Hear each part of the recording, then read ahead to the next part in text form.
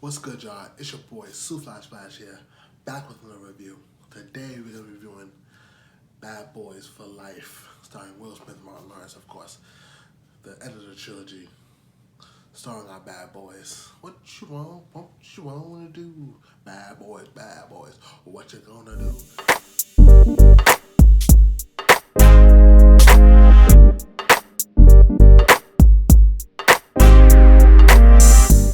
Bad Boys for Life is an interesting movie, to say the least. I mean, it's alright. I wouldn't say it's good. I wouldn't say it's bad. It's alright. Like, if you like Bad Boys 1 and you like Bad Boys 2, you're gonna find something to like in Bad Boys 3. It's like more of the same, but like slower. The first half of the movie isn't funny, isn't thrilling, isn't action packed at all. It's all like formulaic, and so like the first half is not funny. None of the jokes are hitting.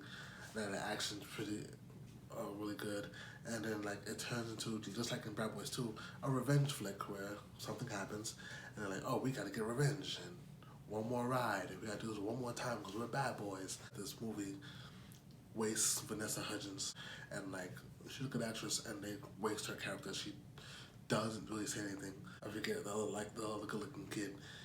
He gets more lines than her, and he like has a dynamic with Mike, and then they resolve it without any like thing, any event happening to resolve it. Oh, I don't care about you. Disrespect him to his face, and then like they become friends over. I don't understand what, how, but they're friends again. They're friends up by the end of it for some reason. They got the character that gets introduced only as a love interest, and I'm just like, oh, okay.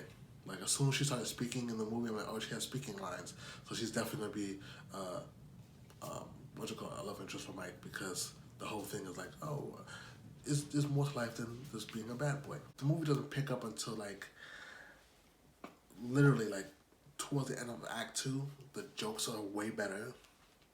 Jokes are getting funnier. The action's getting better. There was some parts of the CGI was, oh my god, terrible.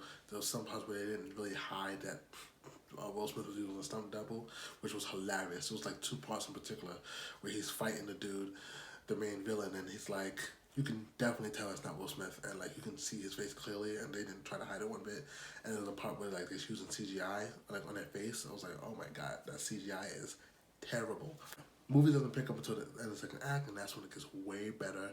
But then it falls into these plot contrivances, and like just like Rise of Skywalker, actually, funny enough, it's about legacy and these legacy characters. The actions happening, I'm like, okay, okay. And then something happens at the end, just like Rise of Skywalker, where you're like, what? This character would never do that. This character would never do that.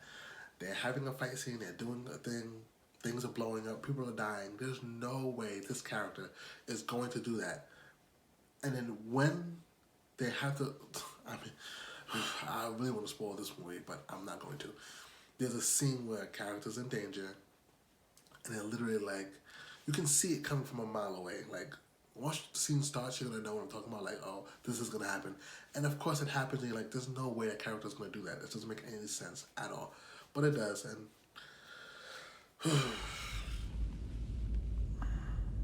this is what this movie is. It's like, it's all right. It's decent. It's not great. It's not good. It's not, but it's not terrible. Like it has its shining moments.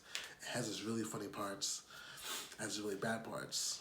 But I think it's just like a mixed bag. Like, it's a movie I watch. I'm like, oh, turn your brain off, have some fun with it. But like, There's also parts of this movie that like. So Will Smith is obviously like the cool guy. They have all these scenes where he's doing young shit. Like he's saying young shit and it's not funny. Like it's not funny. It's cringy and it feels forced. He's saying stuff like "miss me" with that bullshit and like "turning up" and he's saying stuff like that. It's just like it just comes off as cringy and like the theater I was in. Oh my god, they were not having it, and it was like really awkward. Those jokes, stories contrived. They're just some nonsense about pulling up threads from 50 years ago. Oh, this character all of a sudden All of a sudden got out, even though their son has been running their things this whole time. All these years haven't gone after Mike Lowry, but all of a sudden now that it's time. I mean, you could have been telling him while you were in prison to go take care of it, but whatever.